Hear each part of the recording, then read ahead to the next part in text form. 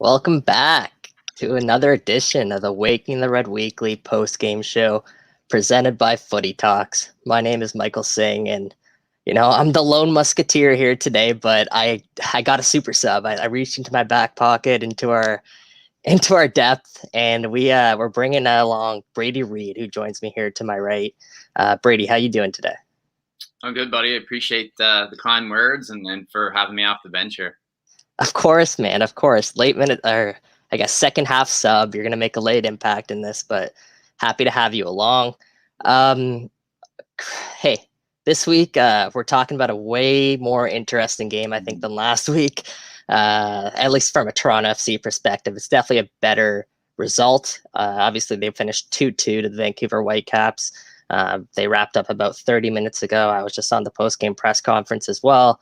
And a couple takeaways from there. But before we do that, let's get started with breaking down the starting 11 that Chris Armas threw out there today.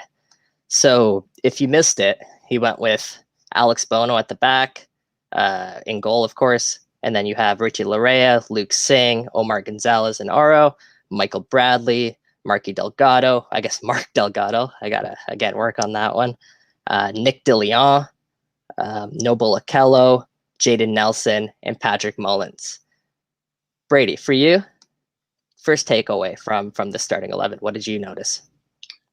Yeah, obviously exciting to see Jaden get an opportunity in the 11.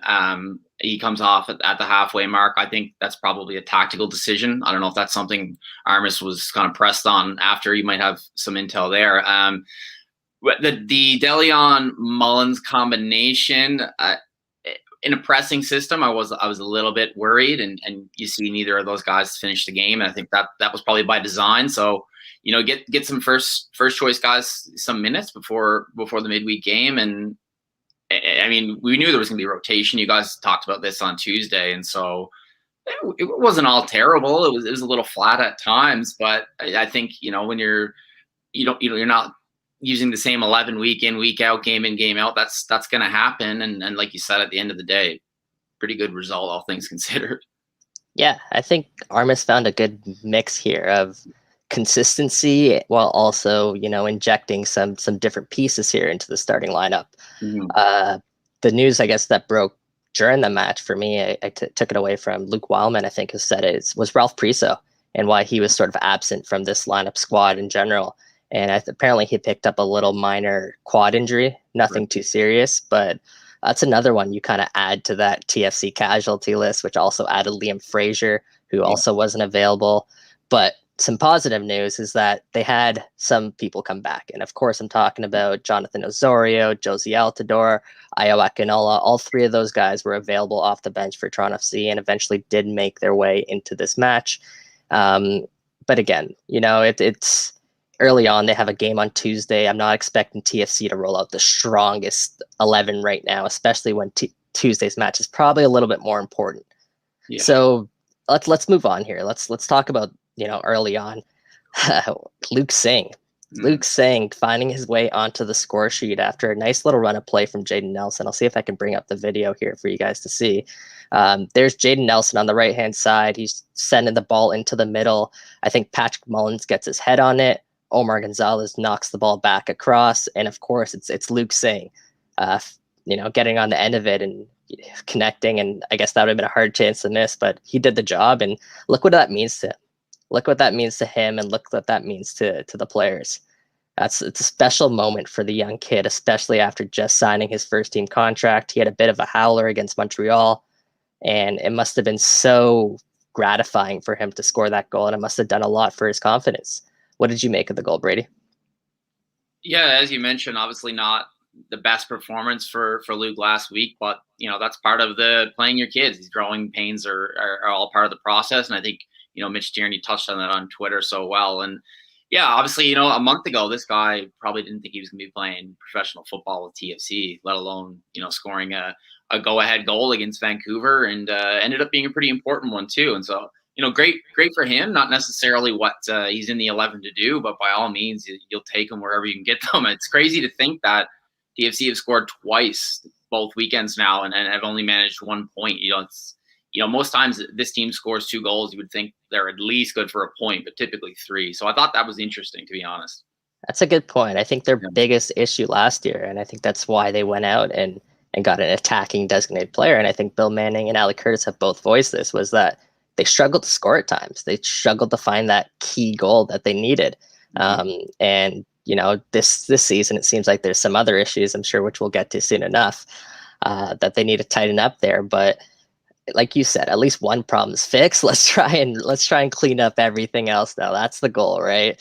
What did you make of Luke Singh's performance overall today? I thought he was a lot better than last week, and I'm not too surprised just based on the way he played in the two-legged tie in CONCACAF action a few weeks back. I thought he was really strong, brave in the air, very positionally sound actually for a young player, which I think is super important. Obviously, playing him and Gonzalez week in, week out is probably going to be tough, but it's just the situation right now. A lot of injuries. Once we can get Mavinga back in the mix, I think that'll help. And I think that'll help Singh too, to get, a look with another player. As Omar is not necessarily the most flight of foot guy at this point in his career, unfortunately.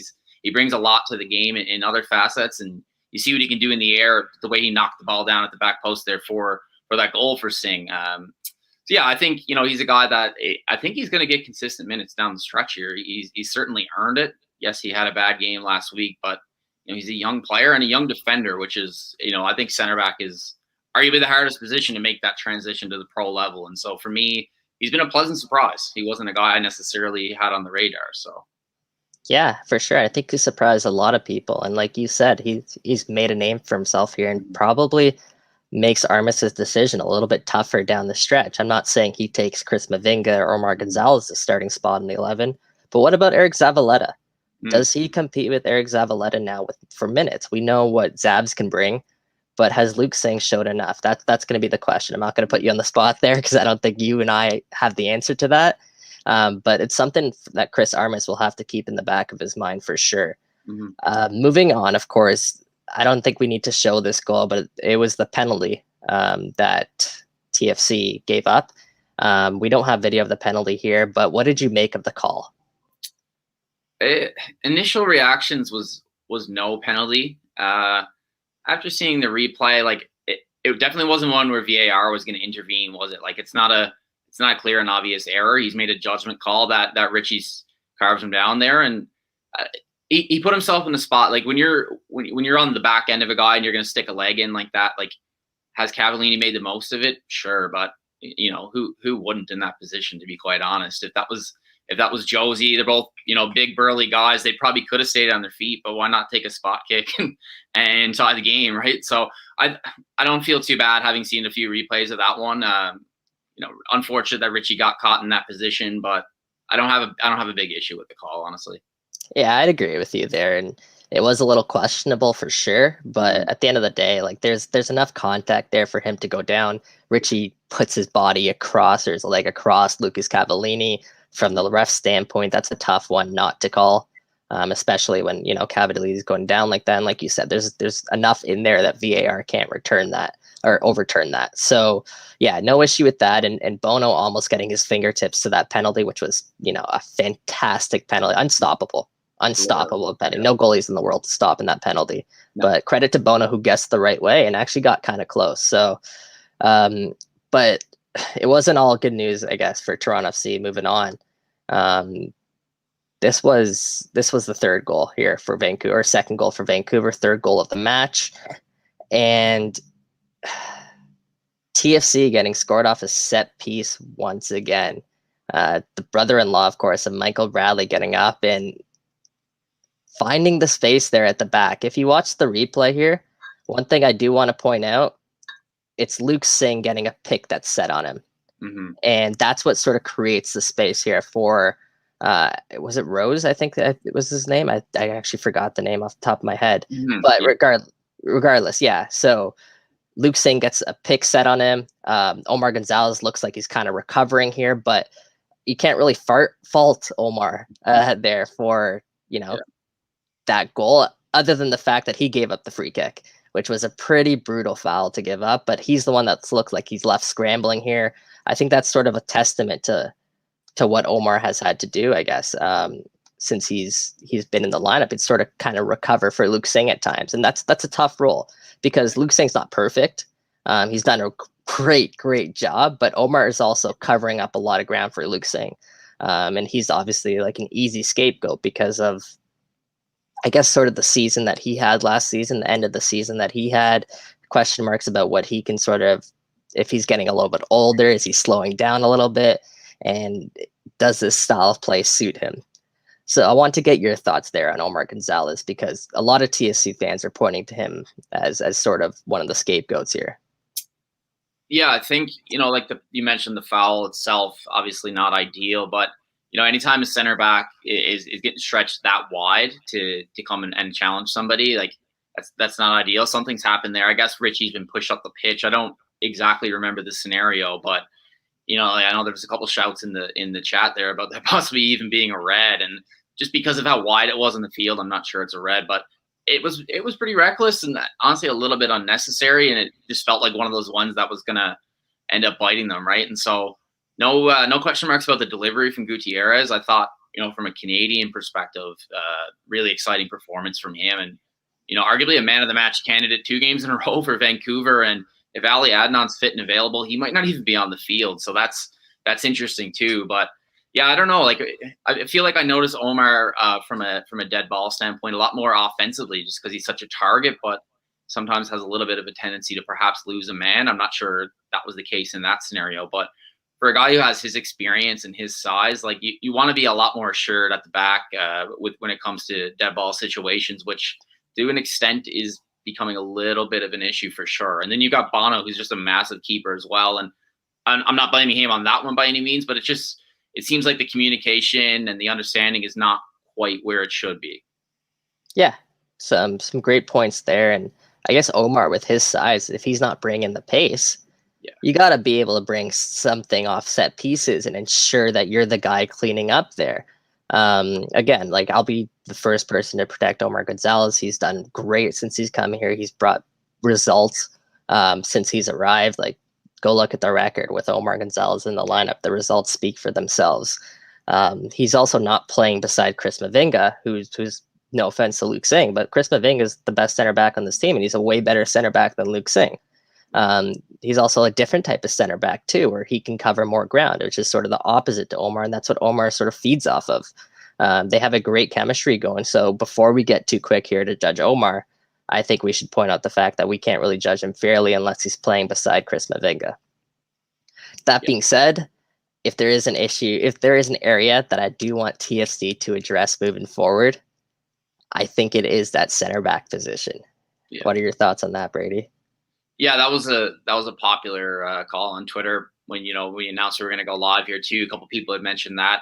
I don't think it ever hurts, but I will say, like, we haven't really seen an extended Mavinga Gonzalez pairing, like you said. I think that communication, that familiarity is super important at that position for sure. And then we haven't seen Julian Dunn at all yet either. And I know he's a guy that I've liked in his loan stints and in his limited opportunities with the first team and with TFC2 as well. And so, you throw Luke Singh in the mix and he does more than get the job done for you. Julian Dunn was probably that young guy at the beginning of the year that thought you would think would be the guy getting the minutes. So I wouldn't mind seeing a little bit of Julian Dunn before you splash the cash on the center back. But you're going to have to wait, though, Brady. He's going to be out for at least 4 more games, at least. Plus, I think the injury is a little bit more, I don't want to say long term, but it's a little bit more longer term. And I'm not too sure, again, what to make of the injury, but I think that's part of the reason why they signed Luke Singh, is because they didn't have Julian Dunn to turn to. So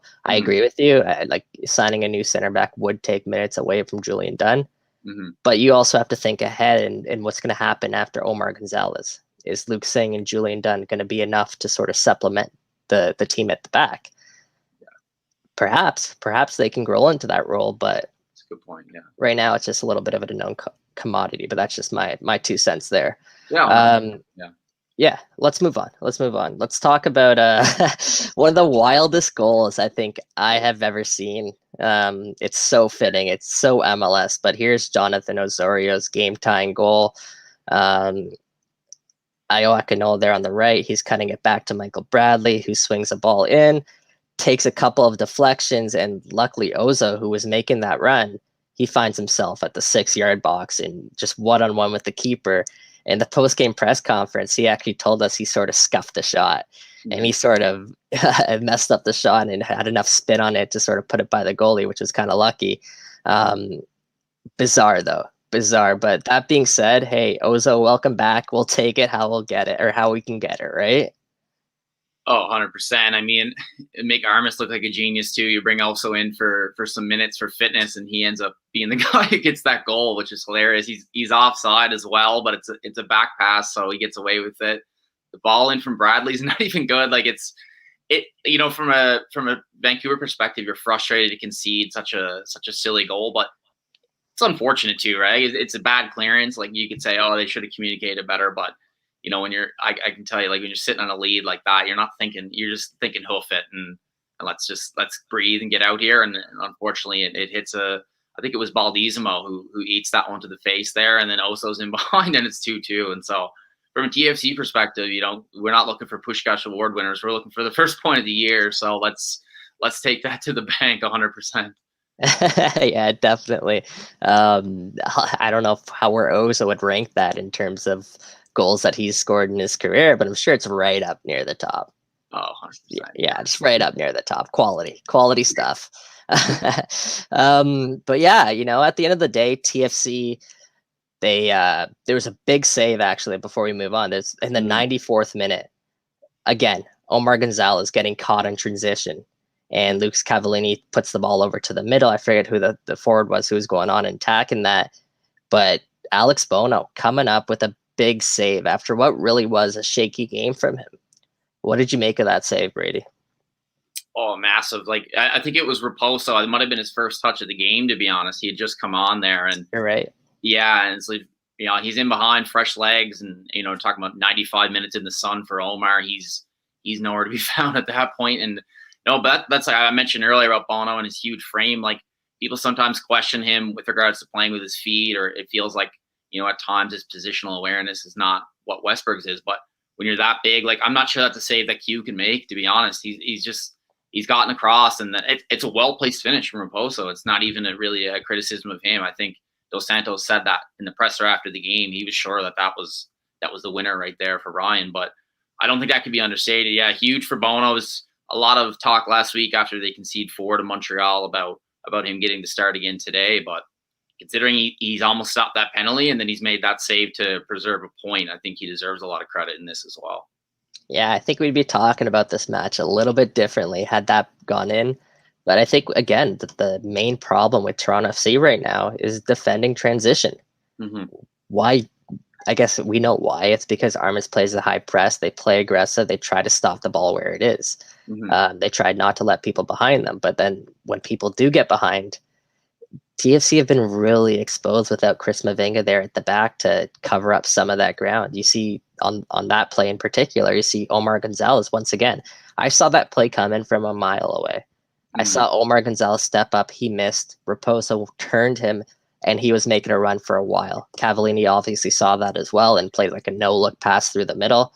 And then it's just chasing down Raposo from there, and that's just a chase that Omar Gonzalez is never going to win. It's a race he's never going to win. So that's definitely an area that they need to address, and that's something Chris Armas kind of spoke candidly about in the post-game presser. He said, this team did show up on the day, but there are a few times, again, they got caught in transition. And it's not a matter of intensity or a lack of focus or anything like that. It's more so just cleaning up some silly mistakes. And I think this team could do that. They're on the right track. It sounds like everybody's buying into Chris Armas's vision. Again, though, it's just about cleaning it up. And I can't stress at this point enough. How much is Chris Mavinga going to help this team? Yeah. right? I mean, he's a sneaky quick defender, right? Like whether Omar is slowing down or not. Like Mavinga is like he's got to be one of the quicker center backs in the league for me. And then I think it's worth noting too that at that stage of the game, Oro's off the pitch and he has a real knack for cleaning up and tucking in when he needs to. And at this point in his career, that's not really Justin Morrow's thing. He actually starts the game as a midfielder off the bench, which we've seen a couple times now. But yeah, I see people complaining too about Richie, like getting caught in these transition moments. It always seems to be Richie's that's up the pitch, but that's clearly by design. He's only playing in the system, right? Like that's Armas trying to get the most out of Richie. But I agree with you 100%. Like I'm not full on panic button about the center back situation just because I think Mavinga is clearly the best defender this team has. And so if he comes back and there's still, there's some leakiness at the back and then perhaps, Omar's run beside Mavinga is not necessarily as solidified as it was the last 2 years, and then explore options. And if you can bring in a guy like Omar on a deal like we got Omar, because that was a bit of a steal in itself, it'd be silly to not explore that at the very least, 100%. Yeah, I guess salary budget's obviously the main issue right now, especially when you consider they're going to be bringing in the third designated player. Yeah. So I don't know how much wiggle room they have there to do that. I think that's a move that might have to wait until the summer. Yeah. But we'll see. We'll see if this team feels like it's an urgent need. Perhaps there's a trade they can make, acquire a little bit more allocation money. Our funnest topic here in MLS is allocation money and the salary budget. But yeah, man, like, again, I don't really know. I don't really think there's too much definitive statements we can make about this game. They're still learning about this team. Reminder that, again, this is a team that had no designated players in the starting 11, 0. And one of those designated players is the reigning MVP in Alejandro Pozuelo. And he was the most important player for Toronto FC last season. I think he started every regular season match. So I still think we don't really know exactly what this team looks like. But what we did get a taste of today was Josie Altidore and Ayo Akinola up top together for the first time. What did you make of their performances? Yeah, not too much to take from it just based on sample size and kind of state of the game, but super encouraging to see that Armas is even considering that as an option. That might be something, we could see off the hop, not necessarily this week coming, but, moving forward, that's certainly quite a two-headed monster up top. Just two guys who are both target men, both ruthless finishers, and not really a combo we've seen a ton of based on past experiences, injuries, that sort of thing. But yeah, I mean, like it was hard to really assess too much. They were sitting pretty deep, weren't they? At that point, their goal was very much like against the run of play. But I just think it's encouraging that they're both healthy and fit, because, like I said, how many times have we even seen that in the past since AO emerged last year? Yeah, exactly. And I think Ayo looked dangerous too today. Mm-hmm. There were some moments where he got involved, and it's his first game and since the playoffs last season, right? Yeah. He didn't even go to any Canadians men's national team camp because of the issue that he was dealing with. So I think it's just really important to get his feet wet ahead of Tuesday's match, where he can perhaps make a bigger difference. Mm-hmm. And like you said, is Josie Altidore, Ayo Akinola something we're going to see from Chris Armas moving forward? Are they going to play more together? Is Alejandro Pozuelo and Josie Altidore going to be the starting two that are up top? I don't really want to call them both strikers, because Pozuelo will play more of as false nine, and Ayo Akinola, I think, is more of a pure striker. So when those two are in, I'll call them both two strikers. But when Pozuelo's in, it's just more so of a false nine. I guess moving on here, but we have a little segment that we like to do here. We're giving out some awards. And the first award I wanted to give out is the Man of the Match award. You can choose from either team. But who would you say is your man of the match from today's match? Yeah, I kind of alluded to it earlier, but I honestly think Christian Gutierrez is probably the man of the match for me. It's just like last week versus Portland, I thought he put in a really good performance, but wasn't necessarily able to bomb forward as much as he probably would have liked. They did something pretty interesting with him. I noticed to start the second half, he was often tucked inside, a little bit like how Pep Guardiola likes to use like a João Cancelo player, where he comes into midfield, kind of a strength in numbers, and use his ability to play the ball that way, and Baldismo would kind of drag wide and left. And I thought it just seemed like he was everywhere. Like at times I was thinking this guy can't still be playing left back. He stuck a tackle in on the edge of the right side of their box at one point in a pretty desperation moment there. And obviously the ball in for the was it Rose we said? Yeah, the Rose goal. This poor guy, center back, scores a goal and we can't even remember his name. It's terrible. Yeah, so for the Rose goal, he whips in a great ball there. We can say what we want about the defending, but no questions about the quality there. And so 2 games, 2 assists. I just thought overall performance that he was probably the best player on the field for me. Yeah, no, that's a good shout. And I think Gutierrez is probably someone I'd probably lean with you there. I thought Laurier also had a decent game. They were going back and forth at each other, but Laurier always has a decent game, so we won't give him that award. Anyone else from Toronto FC sort of stand out to you today? Any performances? I liked. I know we only seen a half of them. I mean, maybe not the man I matched him, but I did like a lot of what Jaden Nelson was bringing in the first half. I just like he was direct. He looked comfortable on the ball, and that's not necessarily something we've seen in MLS and in previous opportunities. Again, I don't know if that was by design that he's come off for Justin Morrow, because we've seen that a little bit under Armas when they're sitting on a lead. But I want to see more Jaden. It was unfortunate. Like I was really hoping to see like 90 minutes, and I think that'd be a super important step in his development when he starts to get those full games. So yeah, I think Jaden deserves a shout. There's a couple times where he, he was feeling confident, he was dribbling, and that's not necessarily something that this team has a lot of, which is probably why they're bringing in the DP that they are, right? And so yeah, shout out to Jaden for what he was able to do in the first half.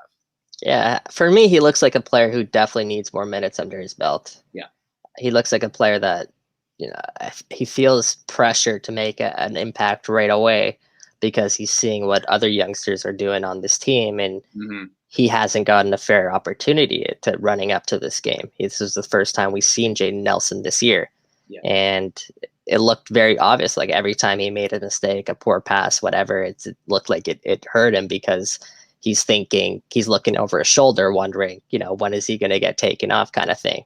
Yeah. I think again, it's growing pains for a player that young, and I think he needs more time under his belt because the talent is there, very, very obvious. As Jeff says here in the comments, he's saying Jaden was reaching for the stars. Yeah. There were times, definitely you could see he was trying to do a little bit too much, but that's also the kind of player that Jaden is. Jaden's the type of player that goes for glory, and he has that in his toolkit. He has the ability to make a difference in the match, and I just wish that translates sooner rather than later into the MLS game. All right, let's move on. Another award that we give out here, and I guess this is the first time we're giving it out, but who had the biggest howler for you today out of both teams? Which player what do you think was the poorest today? I don't want to pile on him too much, but it feels like Omar had enough. Pile. No, it's not my style. It's not my style. Jeff's not here to do that today, so I'll play the bad guy if you want. I honestly think it just based on, you think about the moments of the game that you remember, and at times it was a bit flat, so there's not too many, honestly. But I think unfortunately for Omar today, he was on the wrong end of a lot of those, and for as long as he's played, he's had a lot more, positive games to kind of hold his hat on. And so I don't think he'll be sweating too much about it, to be honest, at this point in his career. But yeah, I think Omar probably stands out as the guy who, was a lot, he was on the bad end of a couple of pretty notable plays, to be honest. Yeah, I'd probably agree with you. I think Danny in our comments here is saying Patrick Mullins was awful today. Possession died every time he touched the ball. Yeah, I don't think you're wrong there. I think Patrick Mullins kind of struggled to connect with some of his teammates. There was one moment in particular that just stood out when TFC did really well to win the ball high up the pitch a couple of times, and the ball gets put to Patrick Mullins, and he's making the wrong decision. Instead of passing, right in front of him, he's trying to do a nifty no look to Michael Bradley that just gets turned over. That stuff will happen, but I don't know if Josie Altidore or Iowa Canola or someone like that makes a similar play. So that's a decent shout. Jeff Schaffel Howler. I don't know if I agree with that. I don't know if I see eye to eye with you on that. I don't think Chris Armas does actually either, because in his post-game presser, he was asked about, it's kind of an interesting tidbit, he was asked about Jonathan Ozario and Josie Altidore and Iowa Canola, how nice it was to have those guys back. And he went through the list. He's like, yeah, so-and-so did really well. So-and-so did really well. And then there's one more name he actually added onto that list. And that was Jacob Schaffelberg. And Chris Armas loved what he saw out of Jacob Schaffelberg. He thinks he's growing in confidence. And to me, I can't say that I disagree because, yes, the crosses are the worst thing in the world. He has the worst crosses on this team. It's so bad. But everything else is absolutely fantastic from the kid. The kid's fast. He's I don't want to say just that, but he's a good dribbler and he's willing to get in behind. He's making the right runs and creating that option. I think we saw a lot of that from Richie Larea back in the day when he was first, breaking through at Toronto FC. He was finding himself in these good positions, but he couldn't find that end product. Mm-hmm. Now, Richie Larea isn't the player he was 2 years ago, and I think we can both agree that Richie Larea can now pick his head up, find the end product. Yeah. I think Jacob Schaffelberg will get there. He's 21 years old, and I think that's one piece of his game, one part of his game that he needs to iron out. But I don't think by any means he had a howler today. I think he was one of the players on the team that were making, again, those consistent runs in behind and being an option there in the attacking third. Mm-hmm. Yeah, what did you make of Shaft's performance today, Brady? I didn't mind it, actually. I think his game is really well suited to come off the bench just because of the work rate that he brings. And we don't really know if he can sustain that over 90 minutes consistently just because he hasn't really gotten that opportunity yet. But I honestly think early days of Armas, I think he's probably been the biggest beneficiary of this system. He's super direct. No, his crosses are not they're not the greatest strength of his game, but when he plays it simple and he's cutting them across the box, like on the ground, that sort of thing, I think that's when he can be super effective. But you mentioned the confidence, like to take that strike, the ball from Delgado on the full volley and force a really good save at a Kripo, like what a strike. Yeah, I think he's a little bit more technical than he sometimes gets credit for, but I think his game is really well suited to be an impact sub, and in bringing in that DP who's probably going to play on the left side there, I think Schaffelberg will be a great option to, come in at the hour mark or come in with 15 or 20 left to try to make a difference up top. And I think it's worth noting too, like with Pozuelo, I think he'll benefit a lot more than he has with this midfield trio we've seen today, just because Paz is always looking for those guys, those runners in behind, like you mentioned, and DeLeon, Mullins, that's not really their game, right? They don't have that pace. Schaffelberg has that pace and then some. And so until we get Pozuelo in, I think we haven't seen his full potential, to be honest. Mm-hmm. And I think Jeff was just saying, like, he's calling out Schaffel God is what we refer to him as, is for some of those crosses. And again, I think that's just a part of his game. He has to clean up, but there's so many different aspects of the game that go into him getting into those positions to get those crosses off. So yeah. I think we cut him some slack there, especially considering he is one of the few players on this team that are capable of doing that. And hopefully Soteldo's one of them. I'm going to have to get used to pronouncing his name. Jefferson Sultado. I guess that's what it is. George here in the comments saying the howler to him was the first 30 minutes of clumsy passing. Yeah, what was that? That was tough to watch. That was some real MLS soccer there. And also, I think Carl in the chat here saying these kickoff times are ridiculous and so MLS. Yeah, a little bit different. I think we have a 2 p.m. start and a 3 p.m. start. We're going to see a lot of Saturday Toronto FC matches. So I think it'd be all right if these are at the Lakeshore, one of these days, a nice sunny day like today. 2 p.m., 3 p.m. start would be perfect. But when you're watching, I don't know how much fans really enjoy that. But that being said, you got a lot to compete with too. You got a Leaf game that's going on later tonight, and I think there's a big UFC event as well. Yep. So, a jam-packed day of sports that TFC are competing with. I don't really, in that regard, I don't really mind this sort of time slot. One final thing that I want to talk about before wrapping up today's show, Brady, is again, I mentioned him, is Jefferson Sultado. Mm-hmm. How excited are you to see what he's going to bring into Toronto FC? Yeah, I'm super excited. I'm sure you've probably noticed I keep saying the DP they're bringing because I didn't want to butcher the pronunciation either, because I'm just like, it'll come. But no, I'm super excited. I mean, anybody who's seen the clips that are getting shared around on TFC Live Twitter, I'm sure everybody has at this point. Like it's impossible not to be excited. Like we were talking about directness and you know, and that instinct in the final third. This guy has that beyond anybody on this roster. Like I honestly think I've spoke to people, you know, on the beat in Santos down in Brazil, and they're telling me they think he has the potential to be like a game breaker, like a top 5 talent in MLS. So I don't think there's anything I can say that's going to be more impactful than that. This guy wears the number 10 shirt for a team that, you know, has had Neymar, has had Pele, has had all these greats. So what is he, 23 years old? Like, it's not like we're bringing in a guy to take away minutes from our young players, because this is a young player too, right? This is a guy who wants to take this next step in his career. I've been told that he specifically likes Canada, both for financial benefit and just the opportunity to live in this country. So he's a guy who wants to come here. He's excited about the project. And I think,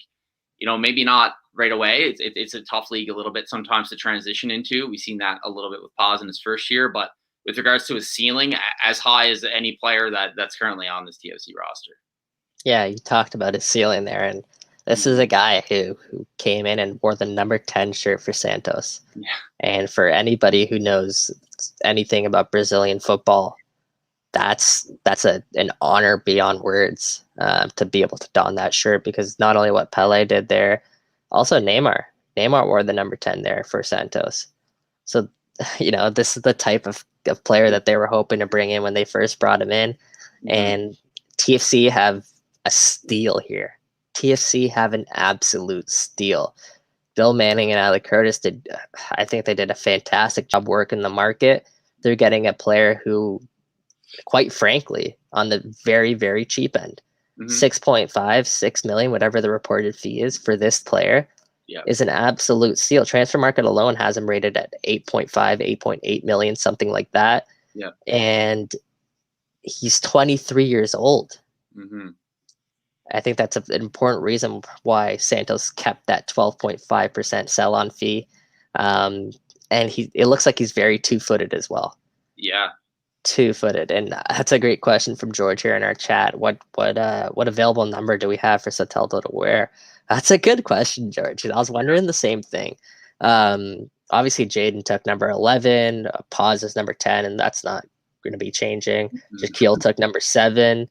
Erickson Gallardo wears number 9. Mark Delgado wears number 8. What do we think Sultado's going to wear? That's a good question, because it was really important for him to go into Santos and wear that number 10 shirt.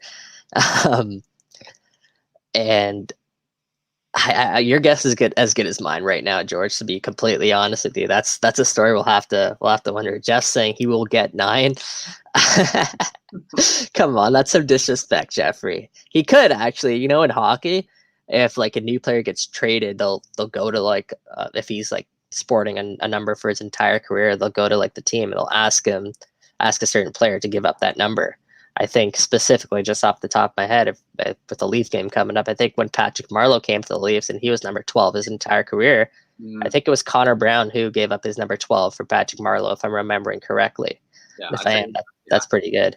I'd say he got a pretty good payday, and with the cash that Sultado's got coming his way, maybe Gallardo is due for a little bonus check as well for that number 9 shirt. But no, one last shout on him is just like, from what I've heard about his game, is his greatest strength is his ability to go one-on-one. And when you look at this TFC roster right now, save for Richie, they don't have a lot of guys that's necessarily one of their strengths. And so in that mind, like, I think this is exactly the type of player they needed to bring in to give something different to that attack. And so, save for all the COVID and quarantine, that sort of thing, all those logistical loops, I'm just so excited to see, you know, him get in and get that opportunity. And the fact that they're in the middle of the season, hopefully fitness wise, the transition will be a little bit quicker than usual.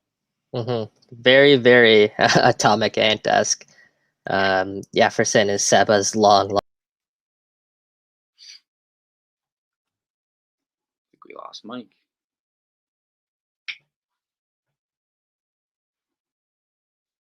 Sorry, Brady, I left you hanging there for a second. Oh, no problem. Jefferson is Seba's long lost brother, smaller version of the Atomic Ant. Great comment there. Great comment. And I agree. Like, I think when I first saw Sultado, I'm like, not only because of his size, but also because he's very two-footed. His touches are very tight, and he has it in his locker to hit an absolute screamer. He's very good with on free kicks, which is something that TFC desperately need. And if he can provide a threat off a set piece, that's just another, weapon for TFC to score. Apparently, he fits in very well under Armis's system, which is something we'll have to wait and see if that holds true. But he's pacey. He's been called out in the past for his defensive work rate by his former coach, and apparently that awoke something in him, and he, by all accounts, is very responsible defensively.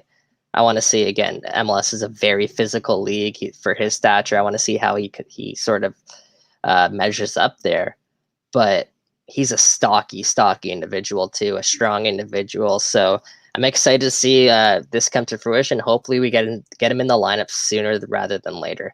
And just one more tidbit on that is he won't count as a young designated player for Toronto FC. For those of you who are wondering, he turns 24 in June. So in order to count as a young designated player, you have to be 23 or under for the entire season. So that won't be the case. He'll be a regular designated player, but it sounds like he's going to sign a multi-year deal here with TFC and be locked up for sort of the long-term future. So hey, they got their guy, and I'm excited about that.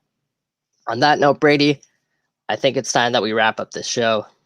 Thank you very much for joining me today. And again, we're talking about a 2-2 TFC draw against the Vancouver Whitecaps. We'll take it at this point, especially looking ahead to Tuesday, because I think I'll speak for everyone here. All of our attention right now is on that CCL match, and I want to see what TFC do against Cruz Azul. A late start, I think a 10-15 start, so just heads up for that. And thank you to Jeff specifically for loading in all those clips for us and the graphics and everything like that. Huge help there, Jeff. Can't thank you enough there. And shout out Footy Talks and everything that they do behind the scenes. Thank you, Kevin, Sophia, and Edwin. I'll thank you again on this show. You guys are great. Keep up the great work. And if anyone in the comments here, you guys see any improvements, anything you guys want to, see us improve upon, do anything different, just let us know, because this is a work in progress, obviously, but more content for TFC, the better, especially something like this where we can dive right in and break down the games, right? So thank you, everyone, for in the comments. You guys were great again today. And until hopefully Tuesday, we'll see. Maybe it might be a little bit too late to do a post-game show then, but maybe the day after or something like that. But if not, we'll see you guys next week. Thanks for tuning in, everybody. We really, really appreciate it.